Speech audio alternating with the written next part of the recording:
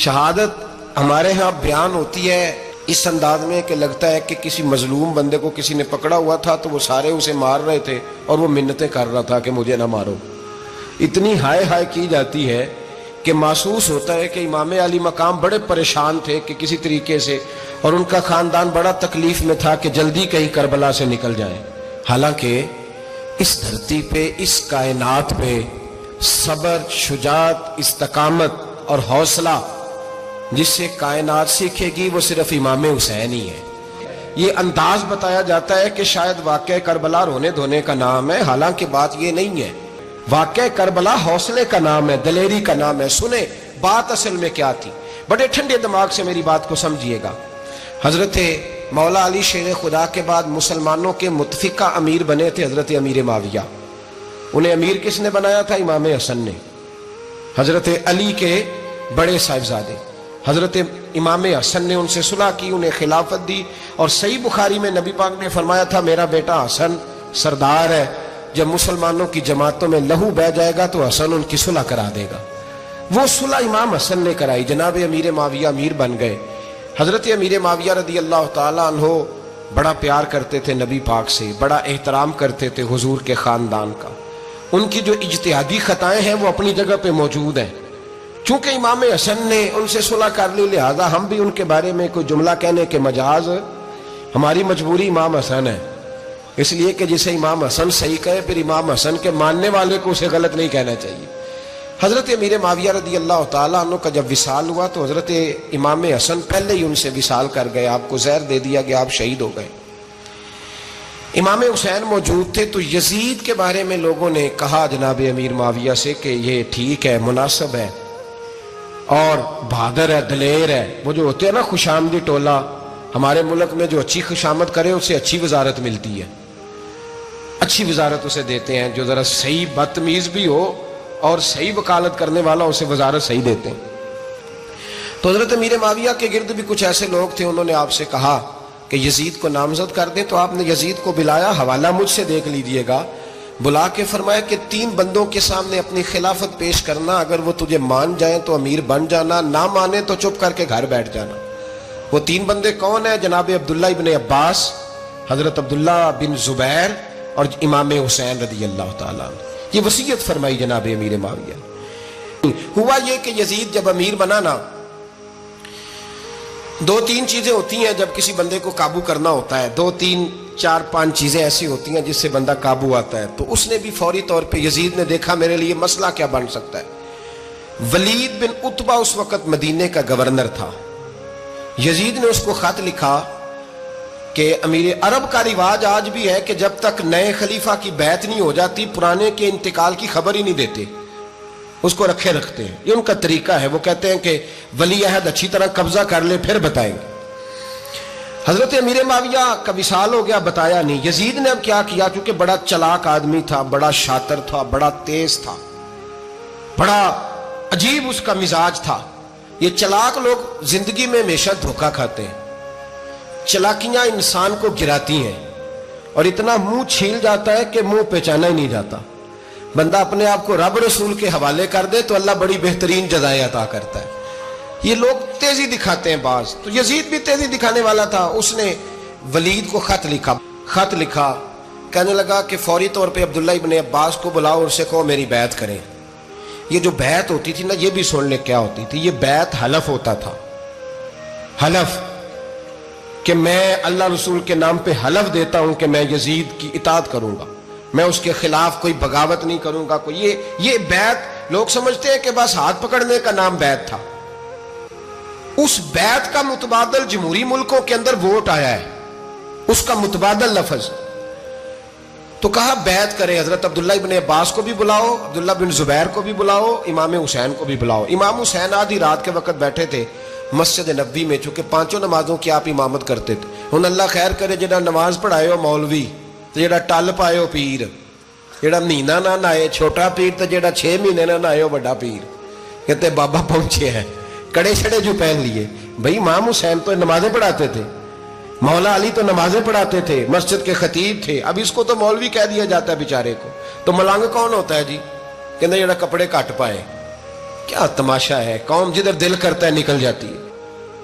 امام حسین نماز پڑھا کے عشاء کی بیٹھے تھے جناب عبداللہ بن زبیر۔ عبداللہ بن زبیر کون تھے؟ یہ نبی پاک صلی اللہ علیہ وسلم پھپھی کے پوتے تھے اور جناب صدیق اکبر کے نواسے تھے، حضرت عبداللہ بن زبیر۔ اور جناب زبیر بن عوام عشرہ مبشرہ صحابی ہیں، ان کے بیٹے تھے، بہت زیرک آدمی تھے، یہ بھی امام حسین کے پاس بیٹھے تھے۔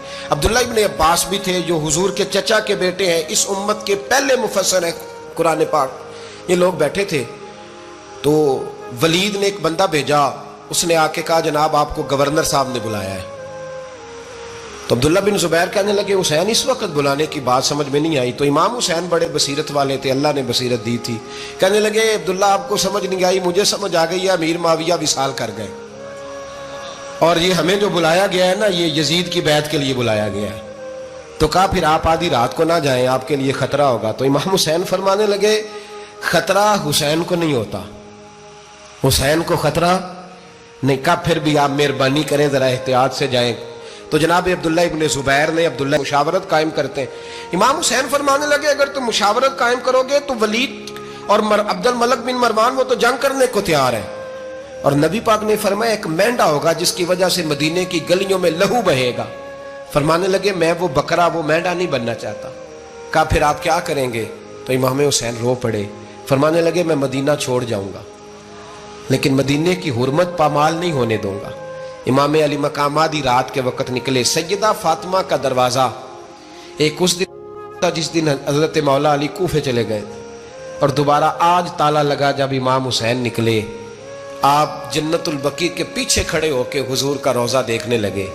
اس وقت گنبد تو نہیں ہوتا تھا، روضہ دیکھنے لگے۔ نانا تیرے کرم کے خزینے کی خیر ہو، میں جا رہا ہوں تیرے مدینے کی خیر ہو۔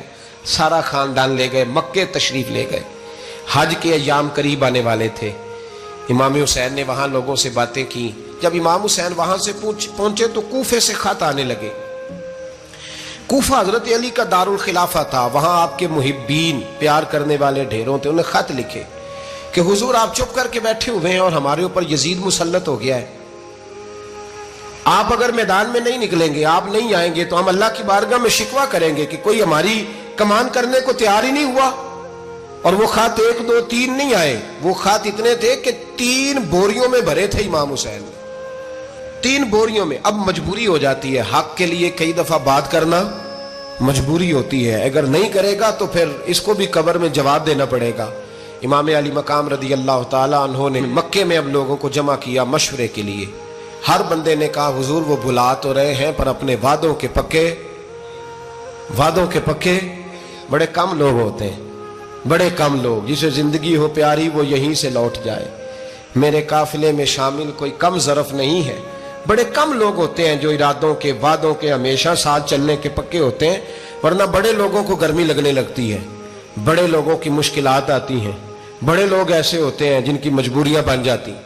کہا حضور وہ پکے نہیں، آپ نہ جائیں۔ ہر بندے نے کہا حالات ٹھیک نہیں، حالات گراؤنڈ ریالٹی صحیح نہیں، یہی مشورہ آج بھی ہر بندہ دیتا ہے، ابھی حالات نہیں، اتنے خراب حالات کبھی نہیں ہوئے تھے جتنے امام حسین کے دور میں تھے۔ لیکن فرمایا میں دین کے خلاف غلط حکمران کو مسلط ہونے کی اجازت مزاحمت کروں گا، مخالفت کروں گا۔ امام کہنے لگے کوئی بات نہیں، وہ میرے ساتھ چلے نہ چلے لیکن میں کوفے جاؤں گا، وہ لوگ میرے ساتھ کھڑا ہونے کو تیار ہیں تو وہ جھوٹ ہے یا سچ ہے پر میں چلوں گا۔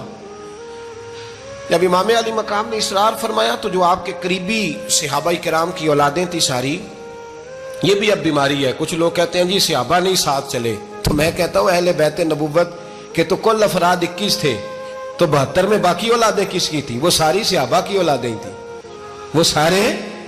پتہ نہیں کیوں اس طرح کا فلسفہ بیان کیا جاتا ہے جس میں حالات خراب ہو۔ حضرت سیدنا امام علی مقام کو جب بہت زیادہ کہا گیا نا تو امام حسین رضی اللہ تعالیٰ انہوں نے فرمایا چلو میں ایک کام کرتا ہوں، مسلم بن عقیل کو بھیجتا ہوں، حضرت علی کے بھتیجے ہیں، امام حسین رضی اللہ تعالیٰ عنہ کے چچا کے بیٹے ہیں، حضرت عقیل کے صاحبزادے مسلم بن عقیل، بڑے سمجھدار آدمی تھے، معاملہ فہم تھے، بڑے جری تھے۔ اتنا زبردست مشورہ کم لوگ دیتے ہیں جتنا حضرت مسلم بن عقیل دیتے تھے. ان کو بھیجا گیا کوفے.